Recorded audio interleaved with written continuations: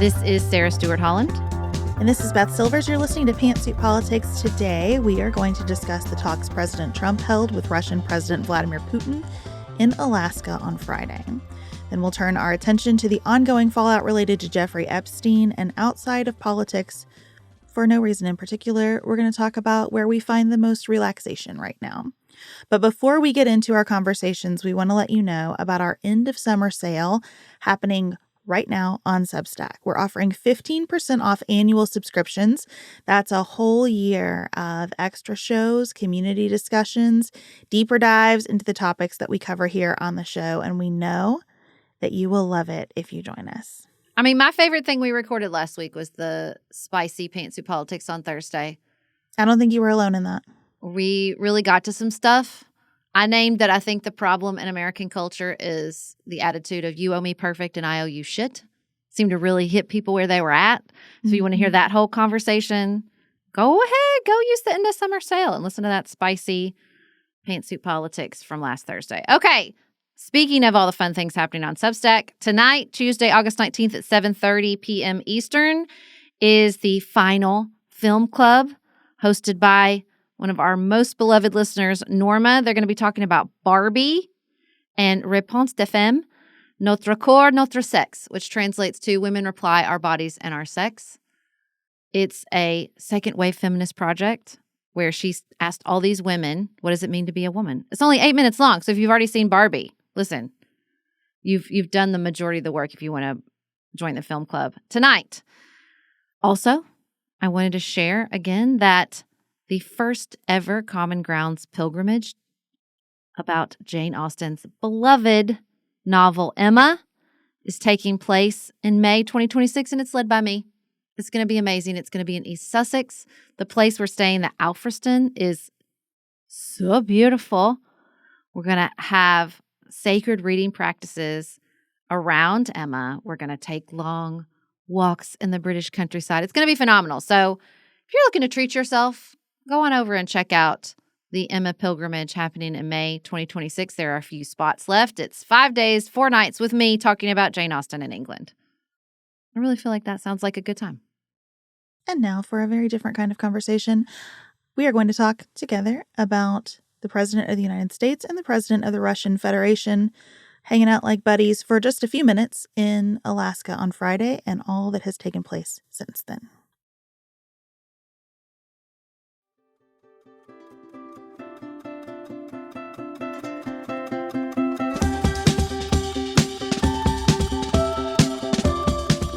Sarah, when you heard that President Trump would be meeting Vladimir Putin in Alaska, I would like to know your first thought. Well, I was reading something recently that said we shouldn't even call Vladimir Putin president. Like, it gives him too much legitimacy that he doesn't deserve. And that was my concern when I heard about this summit, is that it gives him a lot of legitimacy that he doesn't deserve to allow him to meet with the President of the United States on American soil. Makes it seem like it's some meeting of equals, which is exactly how they sold it in Russia. I read about, like, they give manuals to their state media on how to cover things, which is, again, to the point of he doesn't deserve the title of president in some sort of wash of democracy, because that's not what is happening in Russia right now. And the manual was all about, like, play up. These are two superpowers. This is two equals. They're standing on equal footing. Like, it was to build up Vladimir Putin's image, to have him walk down a red carpet with Trump, to get one-on-one time with the American president. Like, that's what it did, and that was my initial concern. My first thought was, I'm sorry, Alaska. Why Alaska? Why are you doing this to Alaska? Now, I read that it's probably because it's about an equal journey from Moscow to Joint Base Elmendorf-Richardson, right outside of Anchorage, and the flight to D.C., roughly equal. But to your point, again, if we're talking about roughly equal on all sides, that is a very different posture than I think any previous president would have taken, especially in light of Putin's activities over the last 10 years. Because we're not equal. I think it's really easy when you talk about countries through the lens of war, violence, occupation, to have them grow in stature in your imagination. Cold wars, hot wars, trade wars. I think that has happened over and over again. One of my favorite pieces I read over the summer, I think it was in The Atlantic, and it was like, all our talk about this axis of China and Iran and Russia, it's empty. These are paper tigers in so many ways. Russia should not be on equal footing because they are not that level of threat. Now, I don't mean to downplay the damage and destruction that they have wrought on the Ukraine, but the idea that like their economy is the size of ours, that their military is the size of ours, that they have some grand stature in comparison to other countries, in comparison to other superpowers, it's just not true. And so to like give any sort of visual, media, public relations furtherance to that idea, I think is really problematic. That's why you plan these out, these diplomatic situations, for years. They threw this together in 2 weeks. I think what you're naming about that contradiction where Russia has simultaneously become overblown in our imaginations because of this war, while it has weakened itself through this war, internally and otherwise, is just true in so many ways. And this summit is another one of those ways. I think that President Trump, whatever his intentions are, he wants a Nobel Peace Prize. We know what his intentions are. I am really trying to push myself to also believe that he wants actual peace, that he wants a substantive peace too. You know, I'm trying to not just make him a caricature in my mind. But look, it's hard, I'm sure, for anyone listening around the world to hear us criticize Putin for his treatment of the press when you think about Trump. We cannot give President Trump high marks for democratic rule, especially as he is flooding Washington, D.C. with National Guard members and ICE agents, and especially the way ICE is conducting operations right now. There are a number of places where he's really falling behind. So do you think about Russia vis-a-vis the United States without consideration of these leaders? Maybe in some ways you do. But I think that Trump thinks he is elevating his stature in the world as this negotiator, this peacemaker, this person who's willing to break all those diplomatic rules to try to get a deal done, right? But he is also reducing ours, because putting us on equal footing with Russia in this scenario makes us look foolish to the rest of the world. And so both of these guys are out there like trying to build their stature and weakening it at the same time. Yeah, I mean, I don't really I'm hesitant to do the sort of, but we're just as bad. I mean, I don't mean we're just as bad. I just mean, glass houses. I know, but I don't think you can play glass houses on the global stage. I've been doing so much reading about the Geneva Convention, post-World War II. You had a United States that was in the midst of Jim Crow, and I'm still glad they stood up and said, no, we're going to prosecute the Nazis, and we don't have a damn problem doing it. So, I just think on a global stage, if you're trying to wait for a perfect party, you're going to be waiting a long time. And while we're far from perfect, we're nowhere near Vladimir Putin. I don't like Donald Trump, but I don't think he sends agents to poison his enemies in airports in other countries yet. And so, I do think that he wants a deal. And there were moments where I read about the coverage of this meeting where I thought, okay, I think he gets it. The center point of so much of the negotiations that took place on Friday is Donetsk, this part of the Donbass region that Russia has claimed about 75% of. But they think to get that last 25% is going to be a real slog. And so what they're trying to do, what Putin wants is you just give us all of it. You just give us all of it. And I don't want to talk about a ceasefire. I should be able to negotiate while continuing to drop bombs. And then that's another thing that he has basically claimed. If you remember when they first invaded Ukraine, there was all this talk of moments where he thought they're going to get to the table, they're going to negotiate. But it was always premised on a ceasefire, because what happens when you let someone come to the negotiating table while continuing to fire on their enemies? Well, I'll just make it harder. I'll make the stakes harder. I'll make what I've claimed bigger. I'll make the price to pay to not settle with me harder. It creates this incredibly perverse incentive to negotiate, to listen to them. If you say, yeah, sure, we'll do this trilateral agreement while you're continuing to drone swarm Ukrainian cities. So he going in, it was going to be a ceasefire. We're gonna do all these economic sanctions on them. And then the ceasefire kind of faded away. And now it's like, oh, well, we're not going to talk about a ceasefire. We're just going to try to get on the path to peace. And by the way, what I require for peace is all of Donetsk, which I only have 75% of.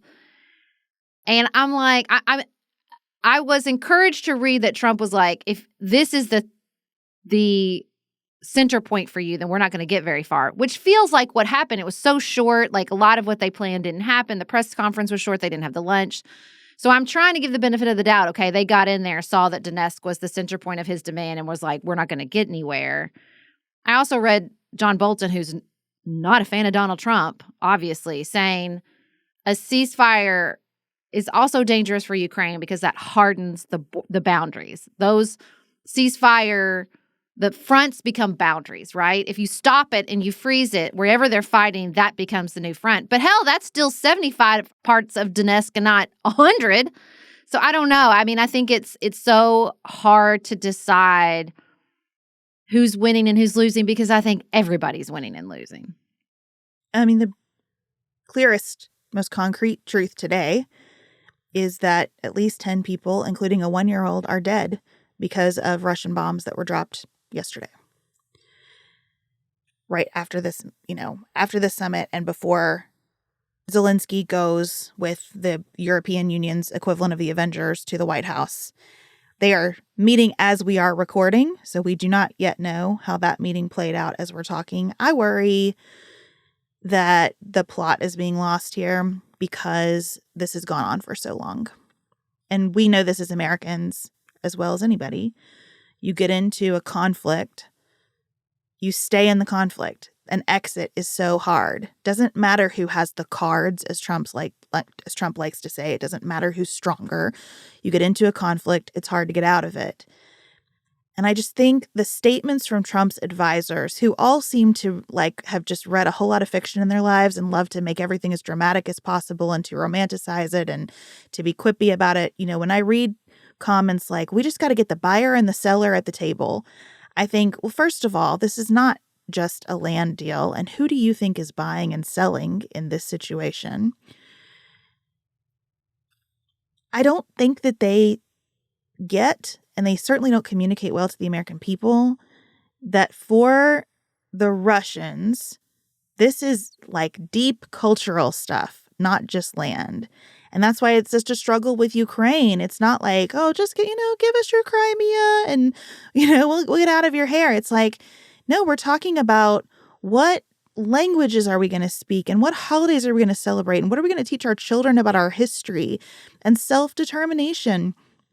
I don't know. I worry that Trump is banking on people forgetting what this was ever about and just being tired of hearing about it. So a deal is good. As long as there is a deal, it doesn't matter what the substance is. A deal is good. I'm trying to distinguish between people I disagree with and people who I think aren't serious. And I do want to be clear that I think there are a lot of serious people from the Trump administration at this table. I think Marco Rubio is serious. I think he understands a lot about Russia and Ukraine and ongoing conflict that the United States is tangentially involved in, right? So I listen to him speak about this and the 20,000 Russians that they're ready to, continue to put through a meat grinder. And I think, okay, you're a serious person. I disagree with you a lot, but I think you're a smart, serious person trying to do your best here. And, with regards to the deeper cultural concerns, I don't know. I don't know how Russians feel about this because Russia's creeping up on North Korean territory here with complete lockdown of dissent of any form, much less criticism, polling. I don't even feel confident or comfortable talking about how Russia feels about Ukraine because I think it's a lockbox. I mean, I was reading this piece in the New York Times about the border regions of Russia that have been swept up into this conflict as Ukraine has gotten bolder with using drones to cross over into Russian territory, an exact cost from the Russian people. And in this very, authoritarian process, complex dance, they use corruption charges to basically take out critics because they really won't, you can't criticize. It's important to note that it is completely illegal and a death sentence to critique the war effort at all, at any point, anywhere in Russia.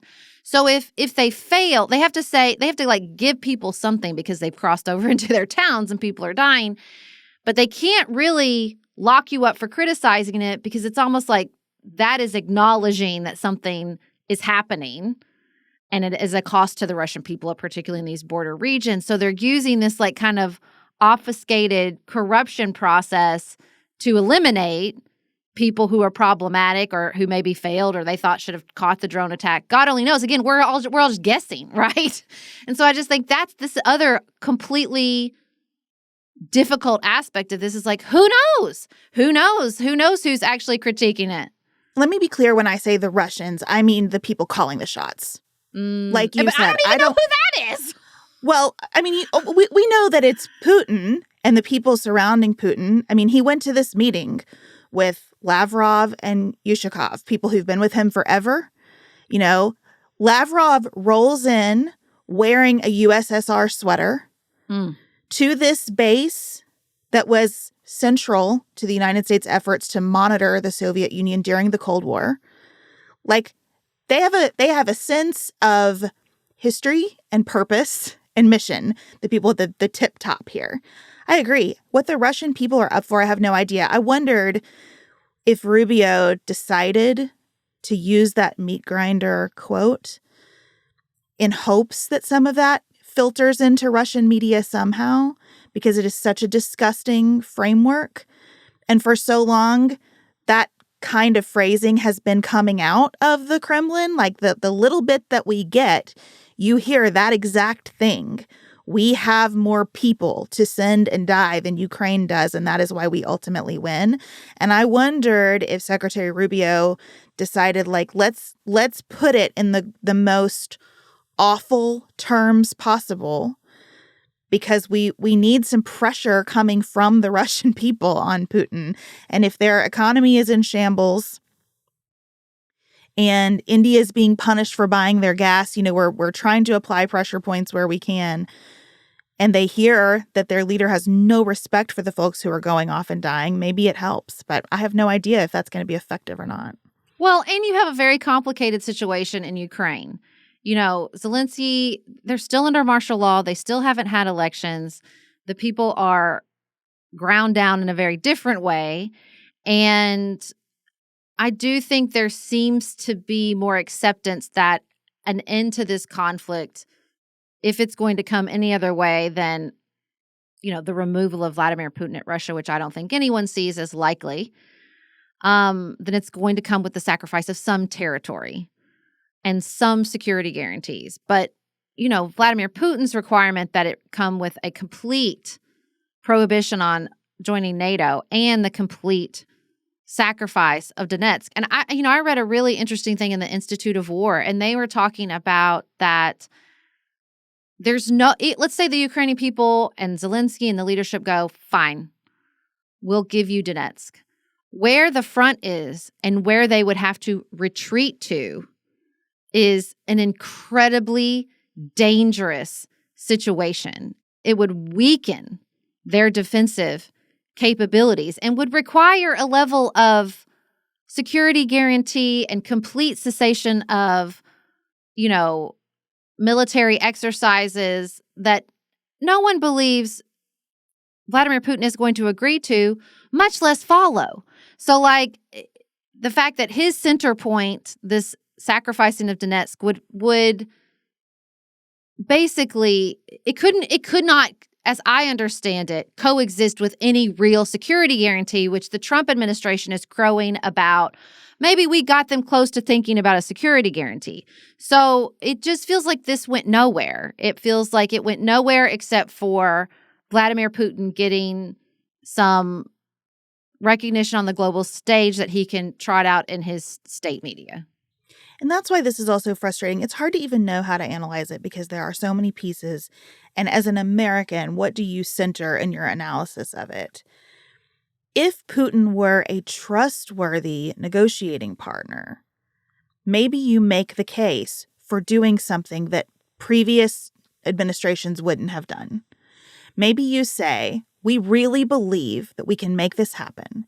And in order to make it happen, we're going to have to flatter him a little bit. And so we're going to make this gesture, even though we understand the diplomatic downside of it, but we think that this can happen. But everybody knows that anything you get from Putin right now is just for now.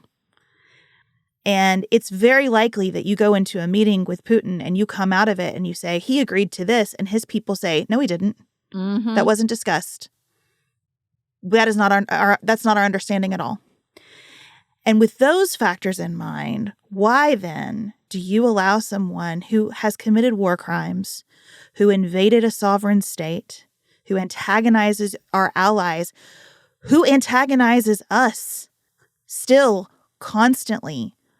On August 12th, we got this big report about evidence that Russia has been hacking into our federal court system.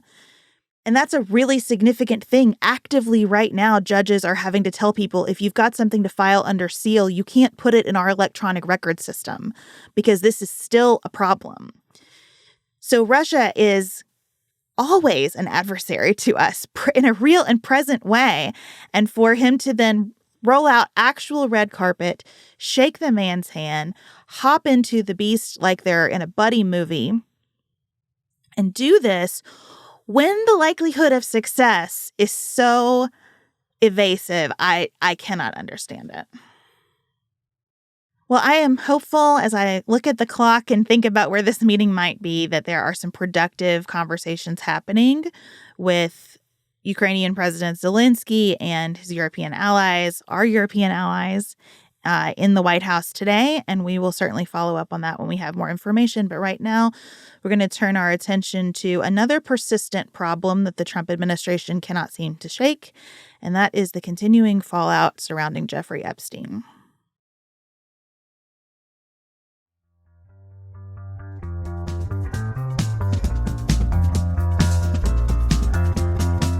Sarah, when we took a summer break, I tried to go to school on the Epstein situation by reading Julie K. Brown's book, Perversion of Justice. And it makes me want to start this segment by just saying, I'm sorry, everybody, that I was so late to this story, because there is so much here, not just about one person's crimes and the many, many people those crimes affected in a huge variety of ways, but the way our government responded.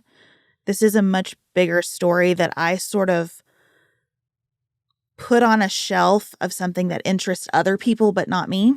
And that was wrong. And I feel bad about it.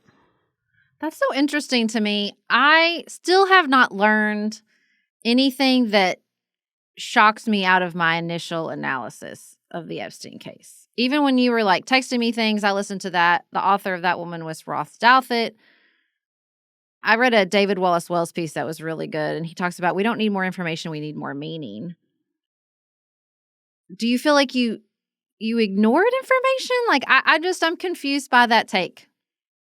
I feel like I decided that because a lot of crazy started to surround this, I decided it was a story for people who like the crazy. And this is a story, if you care at all about criminal justice and equal justice under the law, that is galling from start to finish. The way that Epstein was incarcerated but not really going back to Florida. The way that Florida prosecutors did the judicial equivalent of catch and kill with his case. You know, they took it to a grand jury on one count of solicitation of prostitution. And that is an offensive charge when you think about the ages and the numbers of girls that he was raping and molesting. On through the non-prosecution agreement with the federal government that we still don't have a sense of the scope of and the number of co-conspirators who have not been charged because maybe something to do with that agreement. the fact that he probably never would have ended up in jail were it not for the Miami Herald's reporting, because so many powerful people got together and said, no, we're going to give this one a pass. And still now, our Attorney General saying things that seem contradicted by the entirety of the record in this matter. It does feel to me like exactly what Thomas Massie has been saying. This transcends partisan politics. There are people involved of both parties at high levels who had close relationships, who at the very best case scenario saw awfully weird things that should have concerned them and seemed to do nothing. And about how our system was bought by this person.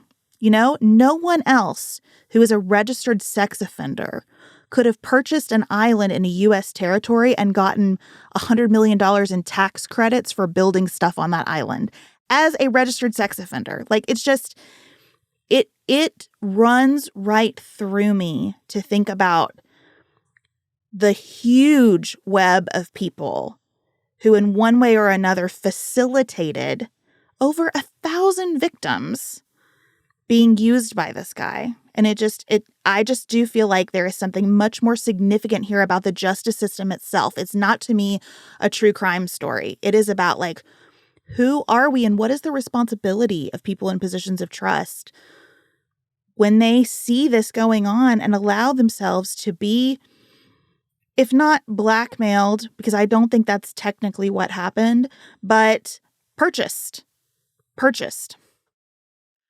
Yeah, I don't disagree with any of that. I'm just not surprised by it. And I don't think this is a special case. I don't think this is any different than what happened in the Catholic Church. I think it's a degree of scale and application.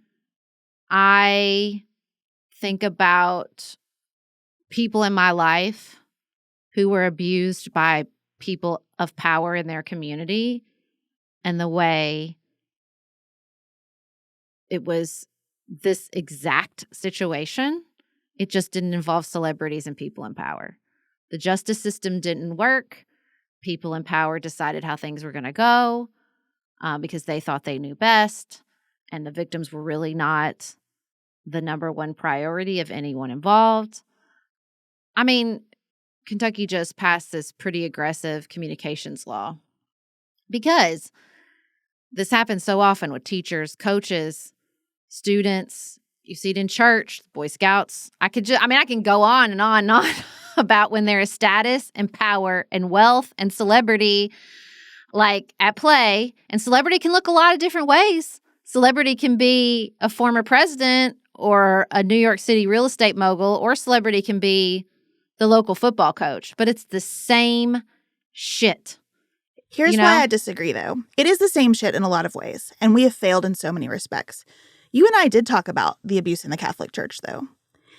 This, to me, is a special case in the sense that we are a news and politics show, and the people who turned a blind eye and facilitated this are politicians, elected leaders, people in the Department of Justice. The trust that this situation destroys politically is similar to the trust that has been greatly hurt and in many cases destroyed within churches, within the Scouts, within other organizations. This is our lane, and we should have covered it.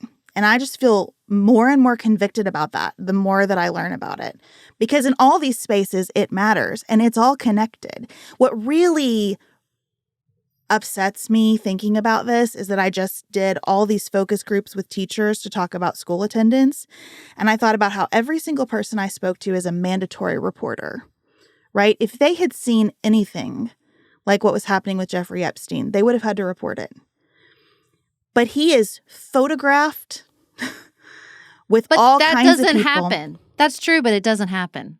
It happens all the time that teachers and people see abuse within the systems and they don't do anything about it. But some people do. Some people do. But some people here are all these people that we elected to positions of trust who think that nothing constrains their conduct. They have if they had no obligation, if you saw a grown adult man with a 15-year-old girl at a party and he made no effort to conceal what was happening here, according to everything that I've read.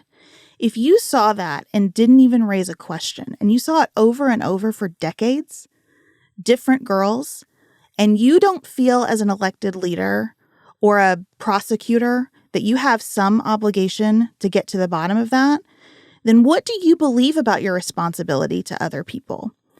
I think there is something deep and perverse that is right in our lane here that has been worth getting to. Well, here's the thing. I think it's not that we ignored it. And I'm not defensive of us. I'm not trying to defend us. I think we probably should have talked about it more. I wasn't not talking about it because I just thought it was the purview of crazies. I just thought there wasn't a lot more to say. It seemed to me that his crimes were obvious, that he exploited a system with very good lawyers, like lots of people do, and that this was a very extreme case of something that happens all the time. And I guess what I'm pushing on, because this is sort of a thing I really try to check myself on. There are people that do that all the time. That dude at Penn State rocked in to a shower where he was raping a boy and did not call the police. And I don't think it's because that guy is also a villain. What I'm pushing on is instead of saying, I would never, we should all say, I would. People I know and love do. People in my community do. And why is that? The David Wallace piece that I think is so good, he says, we don't need more facts. And that's what I didn't want to feed in our coverage of Jeffrey Epstein. We just need to know more. No, we don't. It's right there in front of our face. We don't need to know more. We don't need more facts. We need more meaning. And what I mean by meaning is let's get real. When it particularly comes to sex abuse, it's prolific because we turn a blind eye when it's someone we love, someone we know, someone we're scared of. Like this is basic human behavior that pops up in every institution. Every institution. So why? Why? Agreed. I feel like we're talking about two different things though, because to me, right, I don't need to know more about the specifics of how Jeffrey Epstein abused, recruited, paid girls. I don't need to know more about that. It is obvious. What is worth knowing more about is how our government responded to it over and over again throughout the course of his life. How our government responded to people bringing them the evidence, to people who came forward even though they were terrified of this man. And our government let them down consistently. And yes, our government does that all the time too, but that doesn't mean we don't talk about it. The pervasiveness of child sex abuse probably means we need to talk about it all a lot more.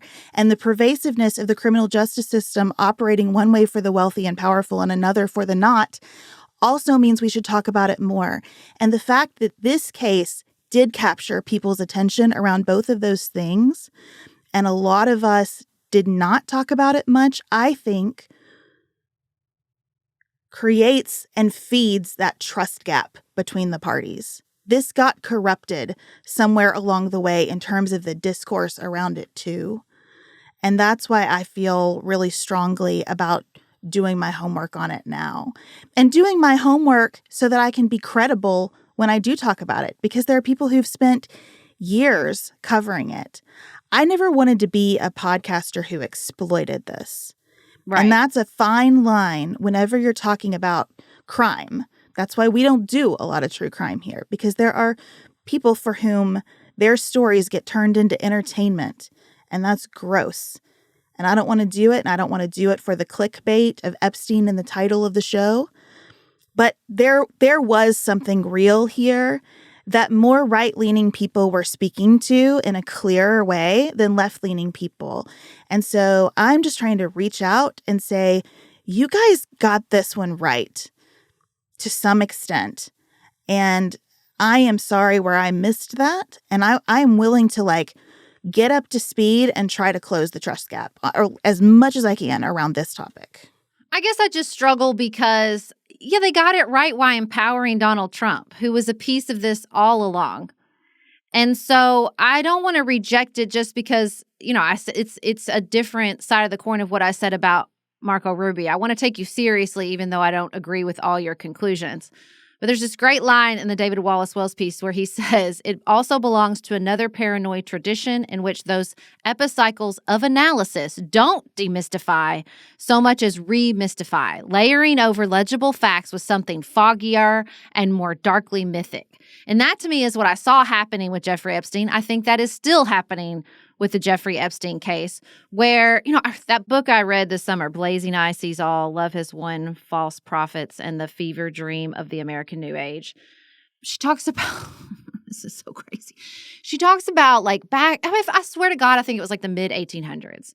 They couldn't explain why there were lemurs in two places. Follow me here. I swear it's relevant. There's lemurs in Madagascar and India. No other place and back then they couldn't explain it. Well, now we know it's because of the continental shifts and the way it broke apart, blah, blah, blah.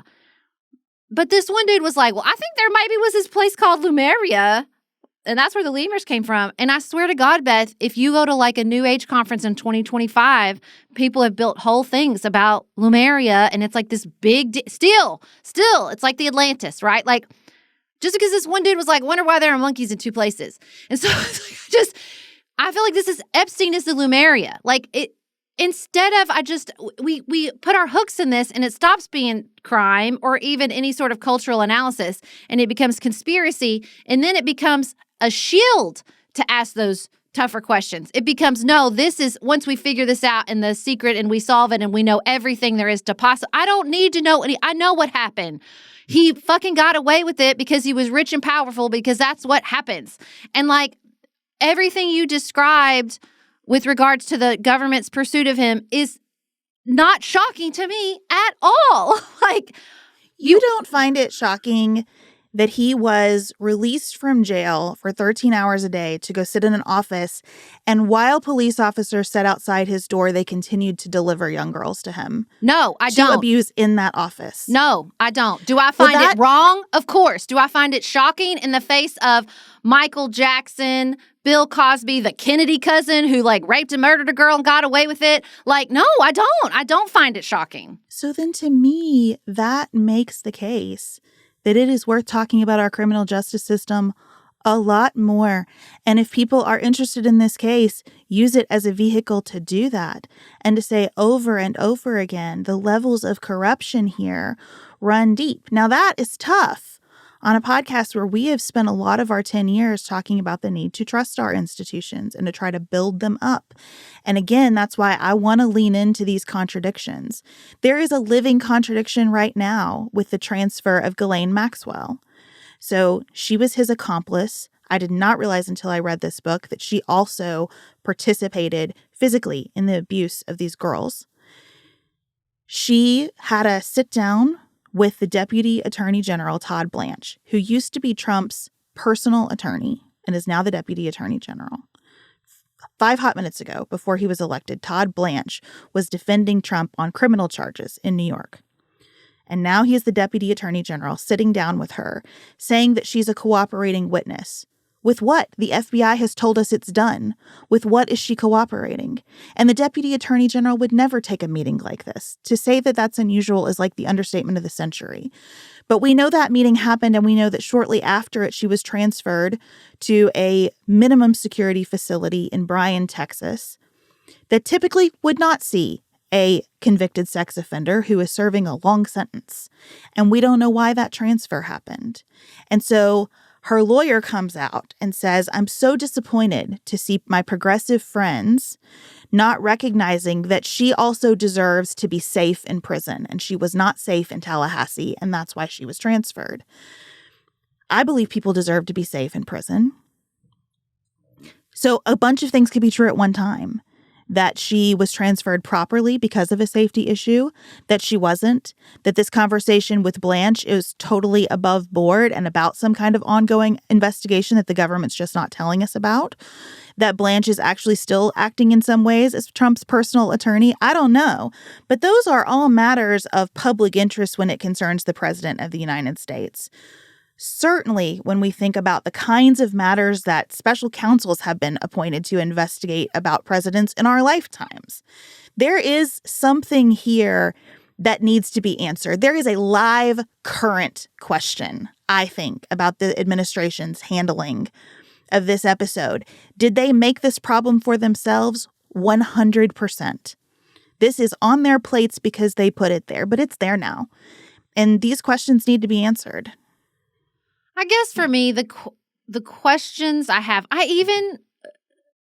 even bristle just a little bit with the idea of corruption. And let me say why. I think we get in this place where we think, well, it's these people. Once we root out these people, we won't have this problem anymore.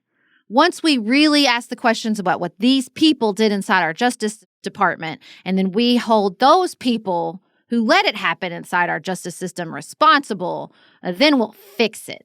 But we're just going to have more people come in and fill the roles who are more susceptible or equally susceptible, or maybe, God willing, less susceptible, but still susceptible to what is clearly a very human condition of exploiting your power, status, wealth, celebrity to be a predator on other people.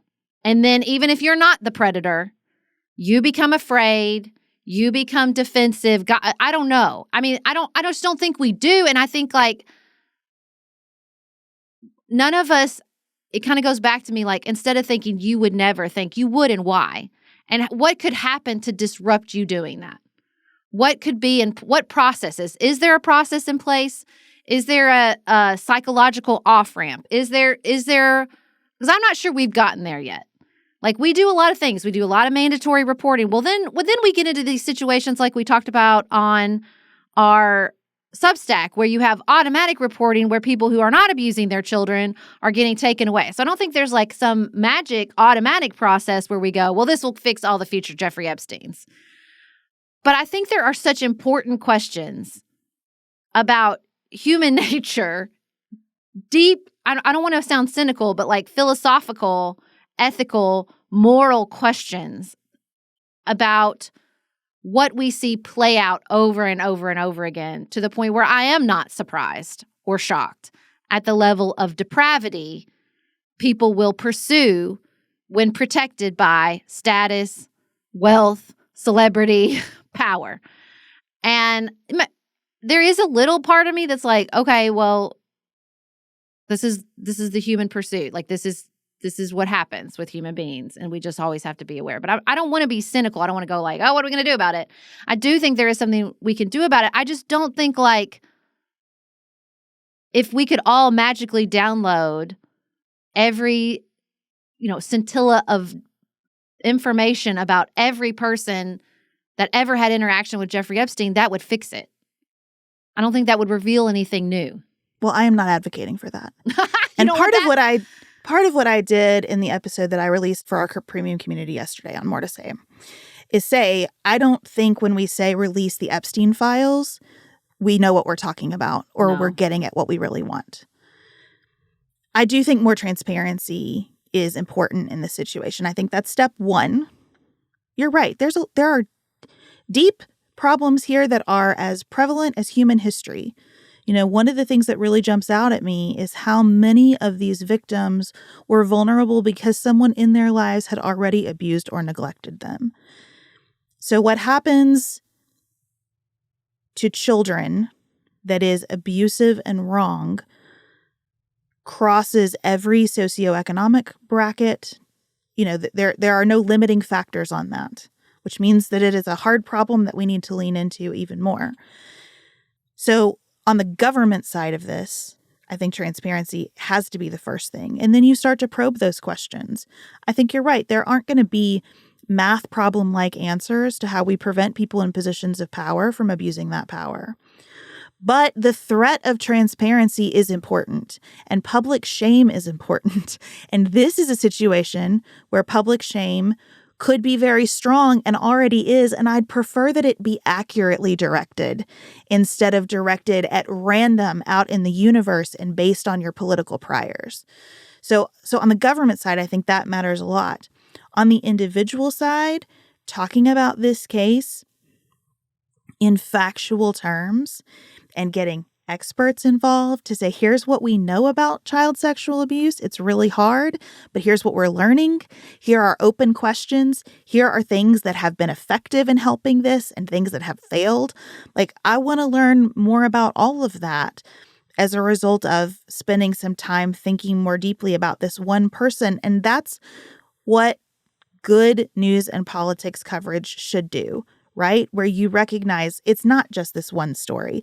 This one story is a reflection of a wider phenomenon. Okay, now that I am thinking about that wider phenomenon, kind of what am I called to, and what can I learn more about, and where can I help with that?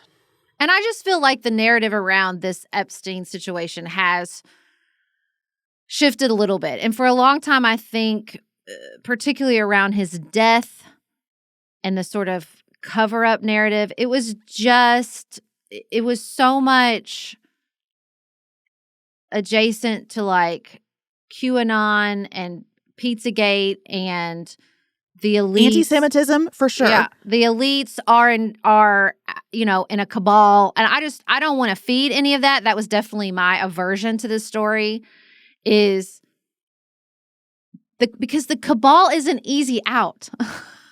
You don't need to convince me that people in power. Again, I just told you I wasn't surprised by that. But the cabal is an easy out. It just gives people this, like, again, that's how you end up in a QAnon once the right person gets there and as our savior, and they'll take out the cabal and then we'll have fixed it. No, dream on, dude.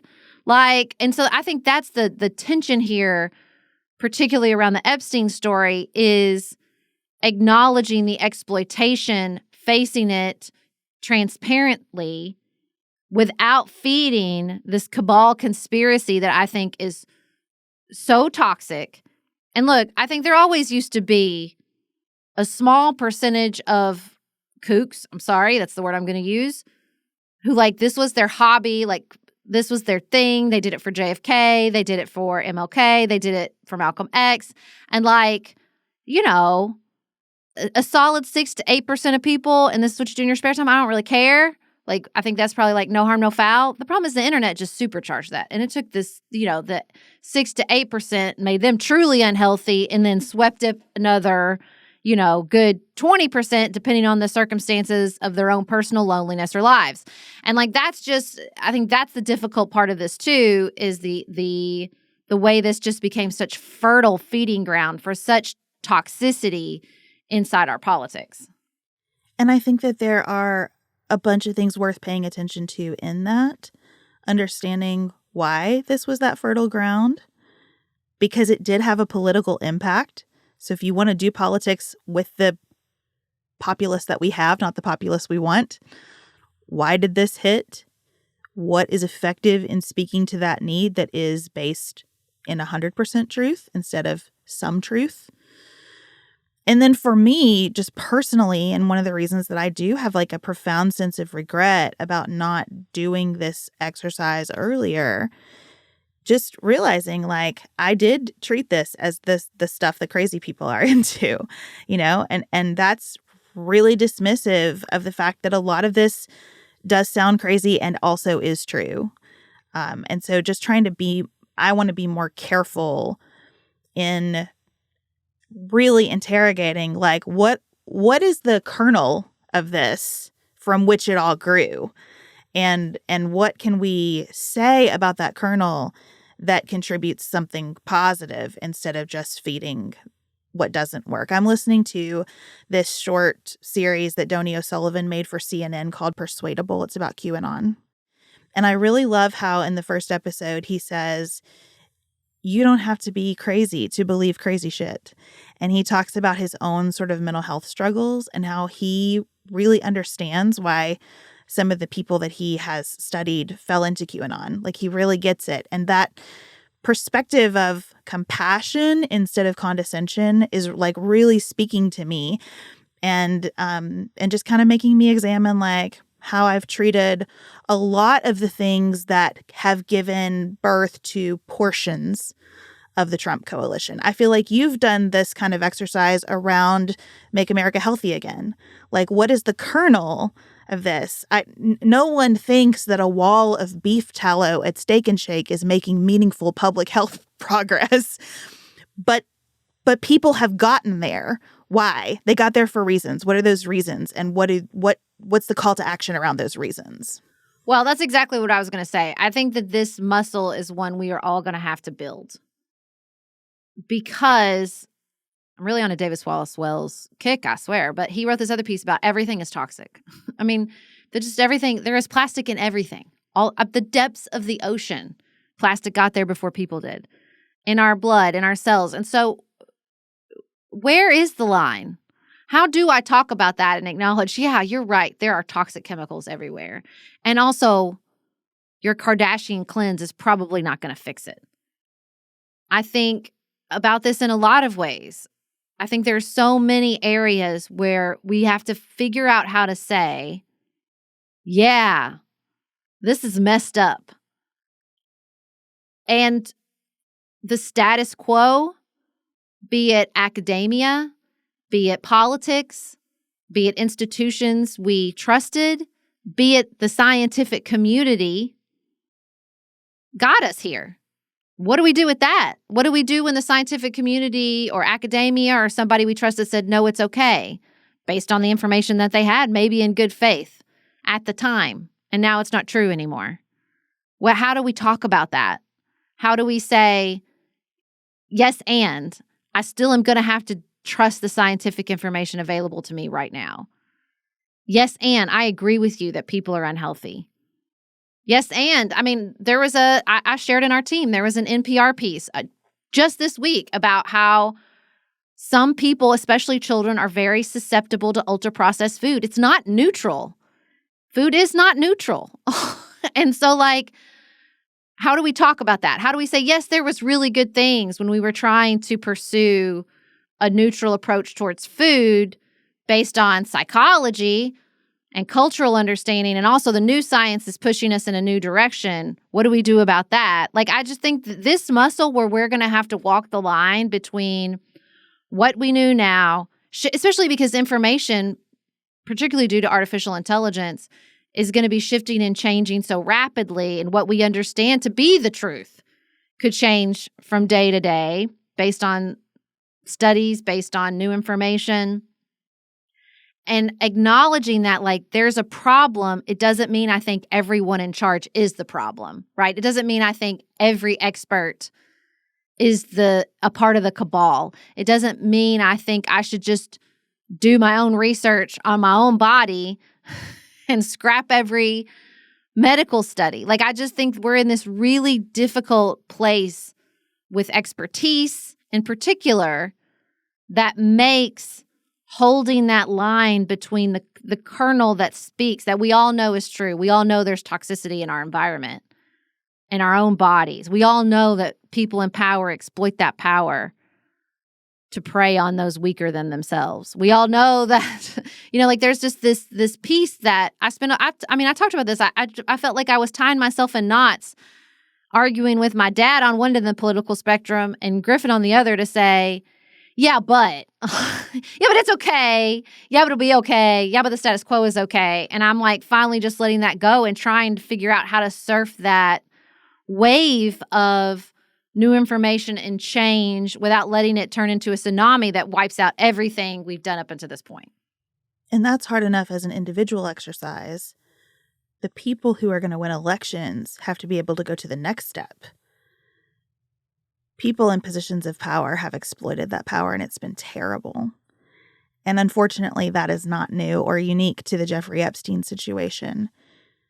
And I don't have a magic bullet to fix it, but I believe that we can make progress, and here's what that looks like. They have to be able to keep walking down that road, because the answer cannot just be the cynicism that this is how the world works.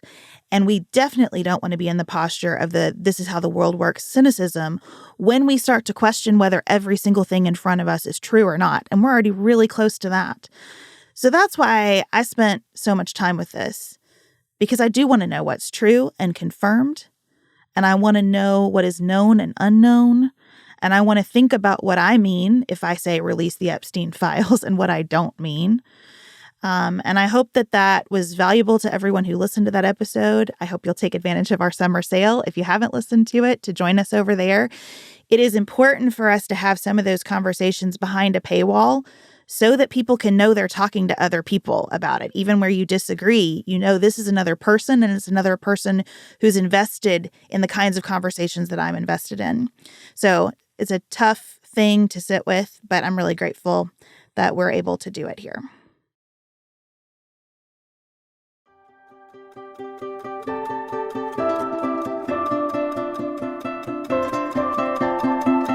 Sarah, just randomly, I was thinking about stress. And I wondered where you are finding in your life the most relaxation right now. Well, it's not around my new birdhouse, and I need to get that off my chest before I can talk about the actual relaxing things. Because I thought my new birdhouse with a camera was going to be the promise of much relaxation after the birds just landed and popped up on my phone like the most delightful social media feed of all time. And instead, I've moved the damn birdhouse 4 times and am constantly fighting off squirrels. This is the journey of being a human. You find something relaxing and the squirrels ruin it.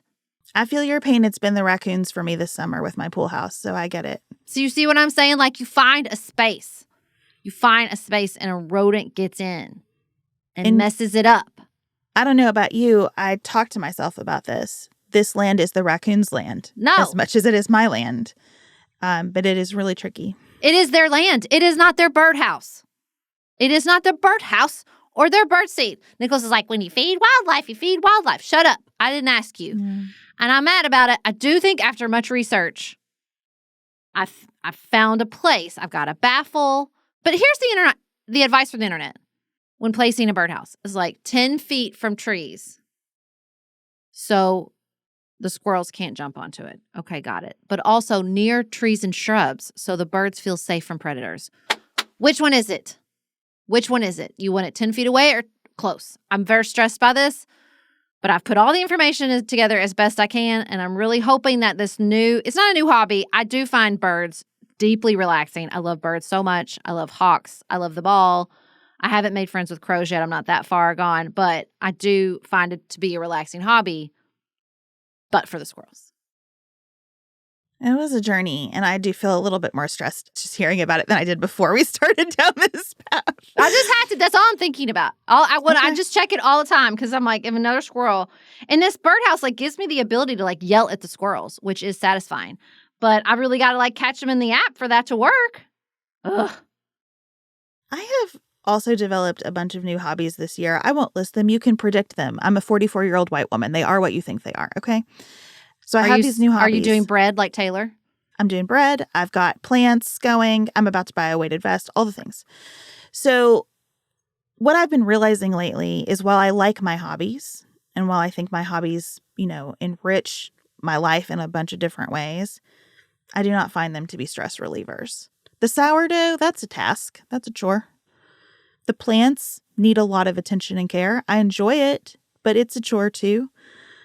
Most of my hobbies, I have a way of turning into either a job or, something on my to-do list. And that's why I've just decided if I'm thinking actual stress relief, I have to go to water, a shower, hot tub, pool. I have to sit in the rain. I don't care. I need water to touch my body if I want to have actual stress relief. I agree with that. I love to swim. We all know my stance on the Korean spa. If I lived near one, I would probably be going once a week. I find water deeply relaxing. I also find reading deeply relaxing. Even if I'm reading for work, even if I'm sitting in my chair and I have a book in front of me, it's very relaxing for me because it turns off my brain. But back to our conversation last week, I am just letting go the idea that I need to have some magic amount of relaxation time and creating that to make that another to-do list. Because what I find so relaxing right now is just feeling like our whole family is firing on all cylinders. We've got our processes in place, we've got our routines in place. I've got some hobbies going that are fun, even though the squirrels are stressing me out. It's not bad stress either. It's not like my blood pressure is up. I will never forget one time going to a woman so wise in my life named Emily who did dry needling in Paducah for a long time. And she said, "Are you stressed?" And I said, "What is this?" And she's like, "Hey, stress can be good things." And I was like, "You're right." It's like, and there was like a moment where we were all like giving ourselves a pep talk that stress is not the problem. It's how you handle the stress, right? Like the presence of stress is not a bad thing. That just means you're human in the world, right? I'm just trying to think about how much relaxation or how much stress management is good and how much you can just do it. Like you can do what you do with the hobbies. You just make it another thing on your list. That's why when I was thinking about my answer to this question, I wasn't really thinking about like self-care and routine. I was thinking about when I am actually feeling stress in a negative way, like an amount of stress that I feel like I need to do something because this is not good for me. It's the water. I feel like I have that sense of stress in like 3 buckets. I get that kind of stress sometimes about time. I feel like there's not enough time. I'm overwhelmed. Yeah. It's too much. I feel it about like various forms of pressure that I experience in my life. And I feel it about like emotional injury, right? My feelings are hurt or I'm grieving something or I feel betrayed, like that kind of thing that hits you and it hurts and it's acute. It's not like normal everyday stuff. Okay. But those are kind of the 3 times that I feel like I experience a stress in my body that is out of the range of just I'm a human living in the world. And when I'm in that stressed space, I notice more and more I can breathe and that's good. Never against deep breathing, but the thing that actually starts to dissolve it for me is water. I had like a really intense situation I was dealing with yesterday, and I felt it in every cell. And I'm sure that my Oura ring was picking it up. It's just it was bad. And I jumped in the pool and I just felt it melt away. And I think it's because there is something about water that just kind of makes me feel like everything, you can just let it all be. I don't need to resolve it. I don't need to talk to myself about it. I don't need to explain it away. I can just the water touches my skin and I just get this sense of like, that's what happened today. And here you are. And it'll be okay. And I'm just coming to appreciate that more and more. Yeah, I think mine is probably breathing. I have to have quiet. When I'm jangled like that, the noise is very problematic. I need quiet. That makes sense to me. I do like alternative nostril breathing. So if like it's a really acute situation, I believe in a glass of water. When Felix is really hyped up, the first thing I try to get him to do is just drink some water. So that I wouldn't call that relaxed though. I would just call that like triage. Like what do I need when I was so stressed earlier this year at a moment I had like a disassociative state. Like it was really bad about like a very acute situation I had no control over. And I will say like generally a way that it's not really a good stress management technique because it takes too much planning, but that's why I like to travel so much. That's how I would describe being like in the state of travel and movement around other people is like there's just a sense of like I am in the flow. And that's it. Like when I'm home, there's too much of like my Enneagram 1, I can control it, I can fix it. Let me put some but when I'm in the flow of travel, like I have to be present in a way that I find deeply relaxing. And a good sort of, antidote to that acute stress. But that's hard to get aligned. I can't just jump on a trip the way you can jump in a pool. But I also find sort of like being in the everyday flow and feeling like the processes are working. It's a different kind of flow, but it's a flow I very much enjoy. It's that sense of like, instead of trying to like, rein in a horse, I'm just like floating along kind of. Well, I'm very interested in hearing from people about what relieves, maybe we'll call it acute stress for you instead of relaxation. And you can tell us in the comments on our Substack or by emailing us hello@pantsuitpoliticsshow.com. We would really love to see you over on Substack, so don't forget to check out that 15% off deal using the link in our notes if you aren't already there, but it does end by August 31st, so don't put it off, not to create stress in your lives. We'll be back with you on Friday. We are going to pick up and talk about the situation in Gaza on Friday. We're doing a lot of preparation for that episode, so if you would like to weigh in with us before then, you can send us a note. Until then, have the best week available to you.